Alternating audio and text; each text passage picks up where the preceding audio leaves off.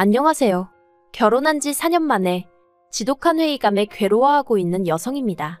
그리고 저를 이렇게 만든 건 바로 시댁 식구들이에요. 남편도 예외라고 할 순 없죠. 결국 어쩌고저쩌고 해도 팔은 안으로 굽는다는 걸 남편을 통해서 알았으니까요. 남편하고는 어려서부터 알고 지낸 사이예요. 다만 저는 여고로, 남편은 남고로 진학하면서 이후론 한동안 서로 연락이 끊어졌었어요. 남편이랑 저랑 원래부터 얼마나 가까운 사이도 아니었고 각자 새로운 친구들을 사귀면서 자연스레 잊고 지냈던 거죠. 그러다 다시 연락이 닿은 건 몇 년이 흘러 남편이나 저나 둘 다 사회인이 되었을 때였습니다. 나서기 좋아하는 몇몇 친구들이 중학교 동창회랍시고 자리를 만들었는데 거기서 마주쳤거든요.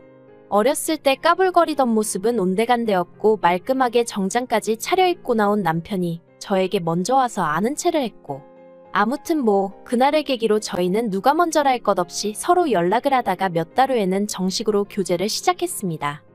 그런데 동네 친구라곤 해도 서로 소식도 모르고 지낸 세월이 오래다 보니 제가 남편에 관해서 아는 건 생각보다 많지가 않았어요. 특히나 한 동네 살던 시절에는 저희 집이나 남편 집이나 소위 고만고만했던 것 같은데 얘기를 주고받아 보니 이후로 남편 집안은 잘 안 풀렸더라고요. 남편 말로는 남편이 대학 들어가고 얼마 안 돼서 아버님이 회사를 나오셨고 이후로 퇴직금을 전부 투자하여 크게 식당을 차리셨는데 그게 잘 안 됐답니다.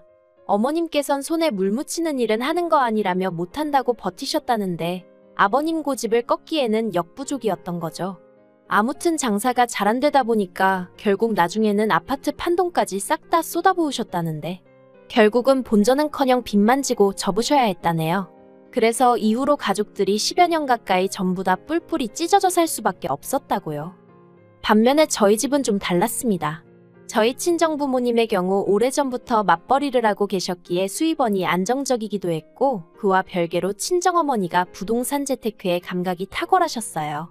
그리고 다행히 친정아버지 성격이 유순하신 편이라 친정어머니가 어떤 식으로든 결정을 내리실 때면 별 반대 없이 따라주셨거든요. 그래서 한마디로 저희 집은 잘 풀렸죠. 여유가 생겼고 저도 그 덕을 많이 봤어요. 아무튼 이런 이야기를 남편한테 세세하게 한 적은 없습니다. 아무래도 고생했다는 사람한테 혹시나 자랑하는 것처럼 들리진 않을까 걱정이 되기도 했고 이때만 하더라도 결혼까지 생각하고 만나던 사이는 아니다 보니 굳이 해야 될 필요를 못 느꼈거든요. 그런데 사귄 지 횟수로 3년이 넘어가자 남편은 농담인 듯 찐담인 듯 결혼하면 돈 관리는 제가 했으면 좋겠다던가 아이는 저 닮은 딸로 둘만 낳았으면 좋겠다던가 그런 이야기를 꺼내기 시작했어요. 그리고 저도 처음엔 한 귀로 듣고 한 귀로 흘려버리곤 했는데 언젠가부턴 왠지 남편의 이야기가 당연한 우리 둘의 미래처럼 그려지기 시작하더라고요. 그리고 그 무렵 남편이 저에게 정식으로 프로포즈를 해왔습니다. 지금도 또렷이 기억이 나요. 가진 건 없지만 그래도 제 눈에서 눈물 흘리는 일은 없게 평생 저 하나만 바라보고 살겠다던 그의 말이요. 하지만 프로포즈를 받고 처음 친정에 남편을 데리고 갔던 날 친정부모님의 반응은 솔직히 당황스러웠습니다. 늘 제 결정과 선택을 지지해 주시던 분들이셨는데 그때만큼은 무척이나 걱정스러운 표정을 지어 보이셨으니까요. 물론 남편한테 대놓고 그러신 건 아니었지만 남편이 별로라서가 아니라 사윗감으로 만족스럽지 않다 그렇게 표현하시대요. 그래도 결론부터 말하자면 자식이기는 부모 없다고 저희 부모님이 저한테 져주셨어요. 제가 시댁 형편이나 그런 거보다는 남편의 됨됨이를 봐달라고 부탁드렸거든요. 실제로 연애하는 동안에도 나 눈물 나게 한 적 없고 가슴 아프게 한 적 없는 다정한 사람이라고. 술, 담배는 당연히 안 하고 거짓말도 못하는 착한 사람이니까 날 힘들게 하는 일은 없을 거라면서 말이죠. 결혼식 비용을 친정과 시댁에서 반반 부담해 주신 걸 제외하면 시댁에선 아무것도 해주신 게 없어요. 그리고 이 부분은 기대가 없었기에 실망도 없었습니다. 있는데 안 해주시는 것도 아니고 정말 없어서 못 해주시는 거라는데 원망을 한들 무슨 의미가 있었겠어요. 그리고 다행히 저에게는 제 명의로 된 아파트가 하나 있었습니다. 어디서부터 이야기해야 하나 싶은데 제가 대학을 졸업하자마자 직장 생활을 시작했고 그때부터 늘 월급의 60%를 저축해왔어요. 제가 얼마나 대단히 알뜰한 사람이라서 그랬던 건 아니고 그만큼 또 친정에서 여러 가지로 지원을 해주셨으니 가능한 일이었죠. 아무튼 그러다 보니 직장 생활 5년 만에 1억 가까운 돈을 모을 수 있었는데 그걸 알게 되신 친정어머니께서 그럼 그 돈을 묵히지 말고 대출 끼고 아파트를 하나 사라 하셨습니다. 그래서 서울 변두리에 정말 작은 아파트를 하나 사뒀는데 그땐 그 집이 제 신혼집이 될 줄은 꿈에도 몰랐네요. 그 아파트가 알짜배기 마냥 그렇게 값이 오를 줄도 몰랐고요. 대출이 끼어있긴 했어도 저 혼자 갚고 있었고 이후로도 계속 저 혼자 갚을 생각이었기에 저는 제가 집을 해가는 거라고 생각했습니다. 그래서 남편에게 당신은 복받은 줄 알라 하며 혼수를 해오라 했어요. 그런데 시부모님은 그러지 말고 남편이 모은 돈으로 아파트에 걸려있는 대출을 일부라도 상환하라며 성하셨지요. 이자로 생돈 나가는 게 아깝지도 않냐면서. 하지만 남편이 모아둔 돈이라고 해봤자 2천만 원밖에 안 됐거든요. 참고로 2천만 원밖에 없었던 이유는 남편이 저랑 사귄 지 1년 좀 넘어가던 시기에 외제차를 뽑았기 때문이에요. 제가 웬 외제차냐며 한 소리 하기도 했었는데 그때 한다는 소리가 제 친구들 남자친구들이나 남편들은 소위 잘나가는 사람들이 많았고 그래서 어쩌다 그 사람들하고 한 번씩 어울릴 때면 자기가 너무 기가 죽더랍니다. 저한테도 괜히 미안했다나요? 아무튼 그래서 벼르고 벼르다 지른 거라길래 저도 더는 뭐라 말을 안 했어요. 그땐 결혼 이야기가 오갈 때도 아니다 보니 자기 돈 자기가 썼다는데 제가 뭐라고 하는 게 말이 되나 싶었으니까요. 그런데 그게 결국 저희 결혼할 때가 돼서 부메랑으로 돌아온 거죠. 물론 남편은 이제 가족차 아니냐며 제가 자기 차를 끌어도 된다 했지만 저는 제 차가 있는데 굳이 뭐하러 남편 차를 탐냈겠어요. 외제차 끌고 다니면 괜히 이거저거 신경만 더 쓰이지 싶기도 했고. 아무튼 어머님은 계속 남편의 2천만 원으로 대출금 일부를 갚고 대신 아파트 명의의 지분 설정을 해주라 뭐 그런 말씀을 하셨습니다만 결론은 그렇게 안 했어요. 남들이 들으면 너도 네 시어머니 못지않게 계산적이네 할 수도 있는데 아파트가 올라서 이제 5억이 되네 만에 그러고 있는 마당에 남편 돈 2천 받아가지고 계산 복잡하게 만들 일이 뭐가 있나 싶었거든요. 그래서 남편더러 그 2천으로 혼수나 해오라고 했죠.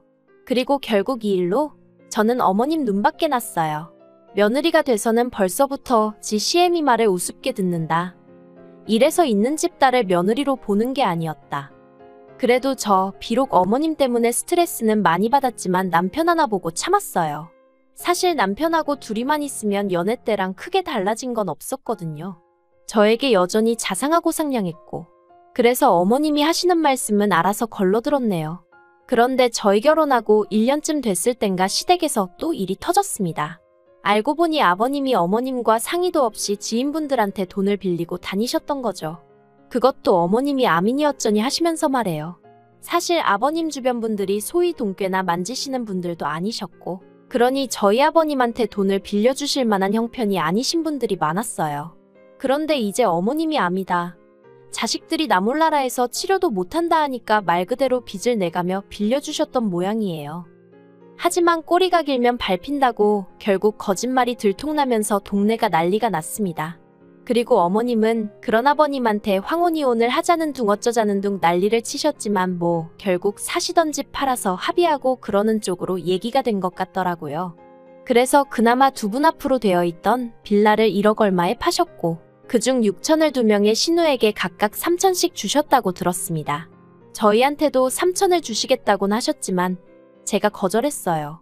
왜냐하면 그 3천 받고 까딱하면 모시고 살아야 될 것 같았거든요. 아무튼 신우들 이야기가 나왔으니 말이지만 남편에게는 위로 2명의 신우가 있었습니다. 둘 다 미혼이었고요. 남편 말로는 큰 신우는 눈이 높아 못 갔다고 그랬고 작은 신우는 나름대로 딸 노릇하다가 시기를 놓쳤다나요. 아무튼 이때만 하더라도 저는 신우들하고 별다른 문제는 없었습니다. 신우들이랑 딱히 자주 볼 일도 없었고 부딪힐 만한 이유가 없었으니까요. 그런데 올해 초였어요. 두 신우 중 작은 신우가 결혼할 사람이 생겼다며 소식을 전해왔습니다. 같은 회사를 다니는 사람이라면서 오며 가며 정이 든 것 같다더니 사귄 지 6개월 만에 결혼을 약속했다더라고요. 이때는 시부모님은 물론이고 남편도 그렇고 저까지 모두가 한뜻으로 축하해줬어요. 어쨌든 평생을 함께할 사람이 생겼다니 그리고 그 소식을 전하는 작은 신우가 무척이나 행복해 보였으니 잘됐다 싶었으니까요. 하지만 큰 신우는 달랐습니다. 볼멘 소리가 터져나왔죠. 작은 신우가 결혼을 하면 자기는 어쩌냐면서 심통을 부리기 시작했어요. 우애 좋은 자매인 줄 알았는데 알고 보니 매번 작은 신우가 져주고 맞춰주고 해서 유지되던 평화라는 걸 그제서야 실감했네요.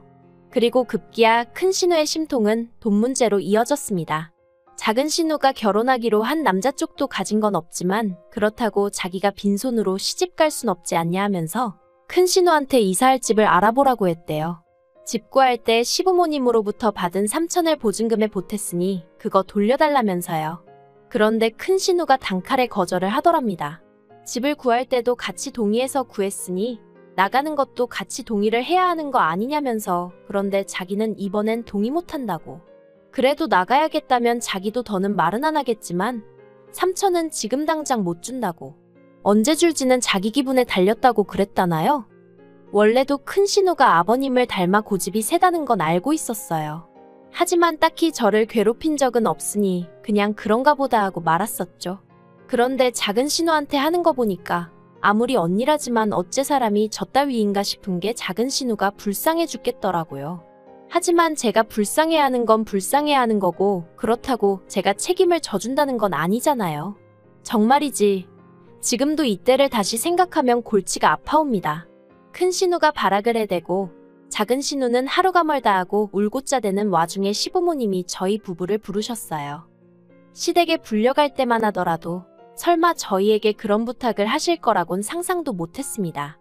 어머님께선 큰 신우가 보증금으로 묶여있는 작은 신우 돈을 못 준다 하니 이를 어쩌냐 하시며 가족 중에 그나마 그런 큰 돈을 가지고 있을 만한 사람은 저희뿐인 거 안다. 그러니 그 3천을 저희가 먼저 해주라는? 한마디로 말도 안 되는 말씀을 하셨거든요. 황당하고 어이가 없었습니다. 막말로 저희가 먼저 돈을 해줬는데 큰 신우가 배째라고 나오면 그땐 어쩌냐고 제가 물었어요. 그랬더니 시부모님이 저더러 당신 딸을 뭘로 보고 그딴 소리를 하냐며 언성을 높이시대요. 피는 못 속인다잖아요. 순간 그 소리가 목구멍 끝까지 올라왔습니다. 자기 여동생 돈도 안 준다고 저러는데 올케 돈을 제때 주겠냐고 그 소리도 목구멍 끝까지 올라왔지만 참았고요. 결국 서로 입장 차이를 좁히지 못하고 집으로 돌아왔습니다. 남편은 저한테 절 볼낯이 없다 하면서도 그렇다고 자기가 나서서 어떻게든 상황을 해결해보겠다 뭐 그런 소리는 안 하더라고요. 그리고 저도 더는 그 일에 대해서 묻지도 않았고 궁금해하지도 않았어요. 신우들끼리 지지고 볶던지 말던지 내 알바냐. 어머님 아버님하고도 돈 문제로는 절대 얽히지 말아야지. 그런 다짐만 되새겼죠. 그런데 작은 신우 결혼 이야기가 나오고 3달째로 접어들었던 지난 4월 어머님 아버님 입에서 또다시 황당한 소리가 터져나왔습니다. 큰 신우가 조건을 내걸었대요. 작은 신우 보증금을 내줄 테니 대신 자기가 저희 집에 들어가서 살게 해달라고 했다나요? 얼마나 어이가 없던지 하마터면 제정신이냔 소리가 나갈 뻔했습니다. 하지만 가까스로 그 말은 삼키고 제가 왜요? 이유가 뭐래요? 하고 물었어요. 그랬더니 큰 신우가 원래 겁이 많답니다. 귀신 이런 것도 무서워하고 뭐 혼자 집에 있는 걸 안 좋아한대요. 그래서 자기는 결혼 상대 찾을 때까진 죽어도 혼자 못 산다고 그랬다면서 무조건 저희랑 살아야겠다고 하더랍니다. 정말이지 무슨 개풀 뜯어먹는 소리도 아니고 당연히 안 된다고 했어요. 이땐 더는 좋게 좋게 말하고 넘어갈 일이 아니다 싶어서 절대로 안 된다고 했죠.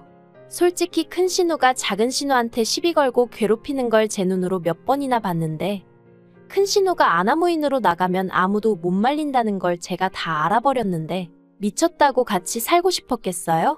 그래서 남편한테 큰 신우랑 같이 살고 싶으면 당신이 나가라 했습니다. 혼수해온 거 다 들고 가라고. 가서 큰 신우 시집 갈 때까지 같이 살아주고 오라고요. 그랬더니 남편도 말도 안 되는 소리를 한다면서 걱정 말라고 하대요. 그래도 어찌저찌 일이 잘 풀려간다 싶었어요. 큰 신우가 무슨 싱글들끼리 공동체로 사는 그런 집을 찾았다면서 거기로 이사를 가겠다고 했거든요. 거긴 뭐 월세가 좀 비싸서 그렇지 보증금은 2천인가만 있으면 된다고. 그래서 제가 침대를 다 사줬어요. 생각해보면 제가 고마워할 게 아닌데 그땐 하도 시달리다가 일이 풀려서 그런가 고마운 마음마저 들었거든요. 그리고 지난달이었습니다. 아버님 생신이라서 몇 달 만에 모처럼 다 같이 모였던 날이었죠. 저희 부부는 물론이고 큰 신우도 오고 작은 신우도 예비 시매부를 데리고 왔고요. 그런데 장소는 평소에도 가족 모임만 있다 하면 가던 돼지갈비집이었는데 어째서인지 큰 신우가 헛구역질을 하는 거예요. 돼지갈비 싫어하는 사람 없다지만 저는 큰 신우만큼 돼지갈비에 환장하는 사람을 본 적이 없었는데. 그리고 그 순간 작은 신우가 뭐냐고 임신이라도 했냐며 깔깔 웃었는데 큰 신우 성격에 한마디 쏘아붙여야 하는데 그런 게 없었습니다. 뭔가 분위기가 이상했죠. 그리고 갑자기 신우가 흐느끼기 시작하더니 사실은 자기가 임신을 했답니다. 결국 아버님 생신을 축하드리기는 고사하고 살벌한 분위기로 모두가 다시 시댁에 모여앉게 되었어요. 시부모님 두 분이 번갈아가며 취조하듯 큰 신우를 추궁하기 시작하셨고요. 애 아빠는 누구냐?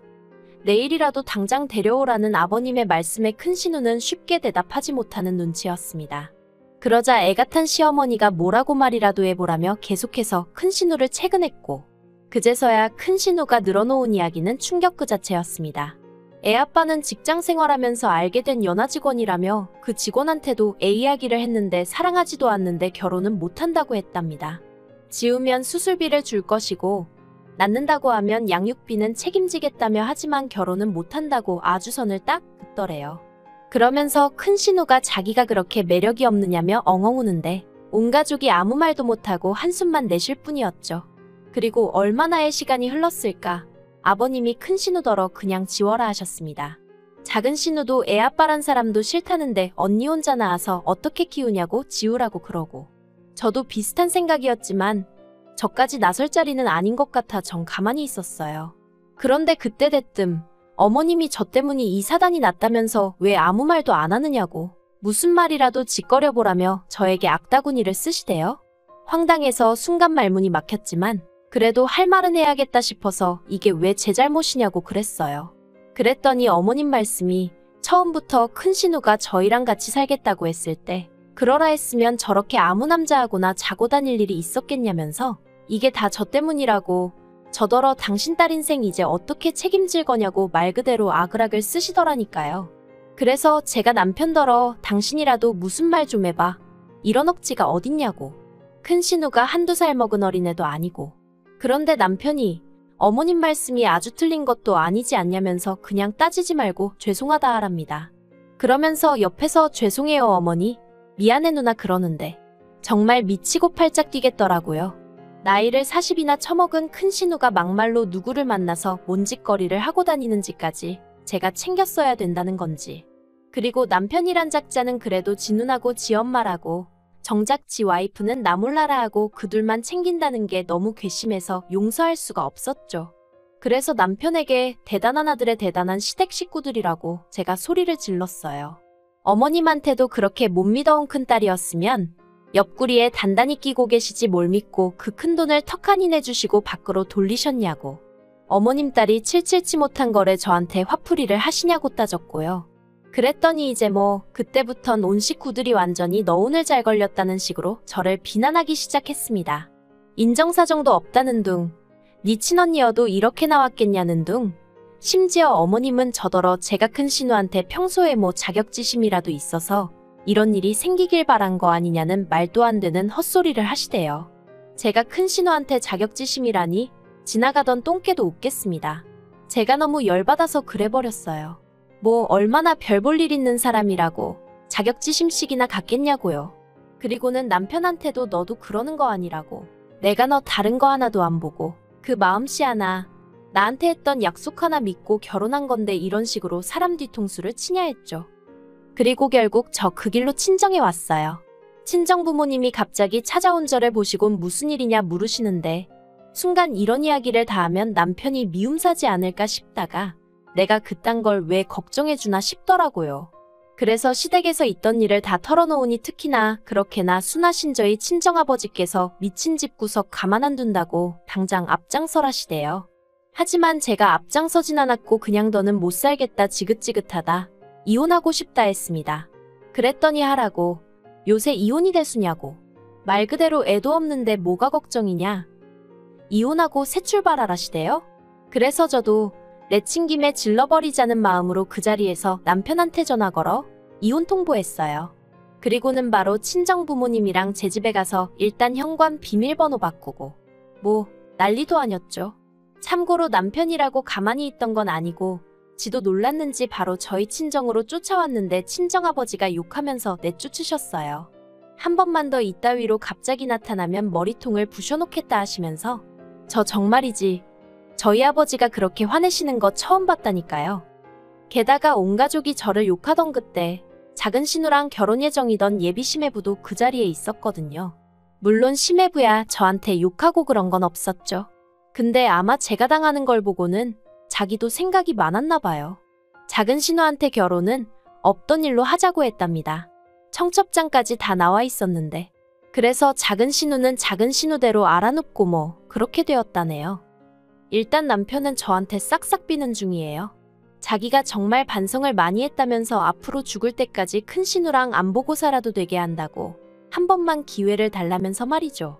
그런데 어쩐지 이번만큼은 남편 말에 믿음이 가질 않네요. 이러다 저까지 애라도 생기면 그땐 이혼을 결심하기가 지금처럼 쉽지도 않을 테니까요. 그래서 흔들리지 말아야지 하면서도 그래도 한 이불 덮고 자던 그놈의 정이 뭔지 여러 가지로 복잡합니다. 그러니까 시부모님도 좀 자식 교육 좀 똑바로 시키시지. 정말 화가 나요. 아무튼 당분간은 저 혼자만의 시간을 가지려고요. 그 사이에 남편이 저에 대한 마음을 단념해주면 그것도 딱히 나쁘지 않겠다 싶네요.